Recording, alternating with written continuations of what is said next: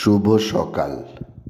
আজ 10ই জ্যৈষ্ঠ 1432, ইংরাজির 25শে মে 2025। ভারতে ব্রিটিশ বিরোধী স্বাধীনতাকামী আন্দোলনের একজন অগ্রগণ্য বিপ্লবী নেতা এবং ইন্ডিয়ান ন্যাশনাল আর্মির অন্যতম সংগঠক বিপ্লবী রাসবিহারী বসু। দিল্লিতে গভর্নর জেনারেল ও ভাইসরয় লর্ড হার্ডিঞ্জের ওপর বোমা হামলার নেতৃত্ব দানের কারণে ব্রিটিশ পুলিশ তাকে গ্রেপ্তার করবার বৃথা চেষ্টা করে।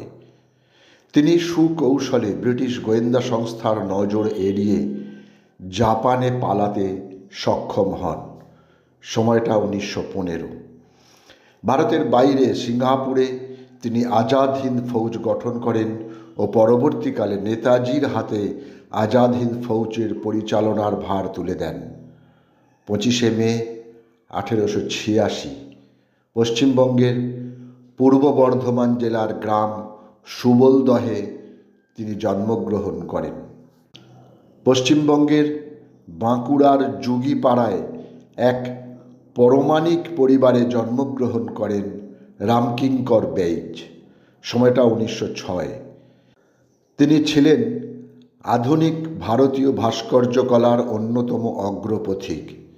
তিনিই প্রথম ভারতীয় শিল্পী যিনি আধুনিক পাশ্চাত্য শিল্প অধ্যয়ন করে সেই শৈলী নিজের ভাস্কর্যে প্রয়োগ করেছেন।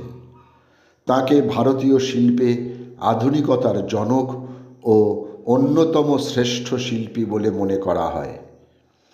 করণ জোহর, যার ডাকনাম করণ ধর্মকাম জোহর, তিনি ভারতীয় চলচ্চিত্রের একজন প্রযোজক, পরিচালক, চিত্রনাট্যকার, অভিনেতা, পোশাক ডিজাইনার।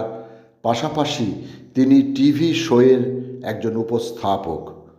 তাঁর উল্লেখযোগ্য কর্ম কুছ কুছ হোতা হ্যায়, কভি খুশি কভি গম, মাই নেম ইজ খান ইত্যাদি। 2020 সালে তিনি পদ্মশ্রী পুরস্কার অর্জন করেন। আজ শিল্পীর জন্মদিন। 25শে মে 1972 মহারাষ্ট্রের মুম্বাইতে তিনি জন্মগ্রহণ করেন। বাঙালি শিক্ষাবিদ, কলকাতা হাইকোর্টের বিচারপতি ও কলকাতা বিশ্ববিদ্যালয়ের উপাচার্য আশুতোষ মুখোপাধ্যায়ের আজ মৃত্যুদিন। 1924 25শে মে 59 বছর বয়সে পাটনায় তিনি প্রয়াত হন।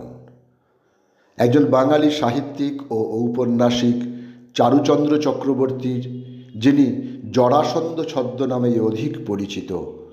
তাঁর উল্লেখযোগ্য উপন্যাসগুলি হল তামসী, পরশমণি, উত্তরাধিকার, ছায়া, নিশানা, তৃতীয় নয়ন, আশ্রয়, হীরাচুনি পান্না ইত্যাদি। আজ তাঁর মৃত্যুদিন। সময়টা 1981।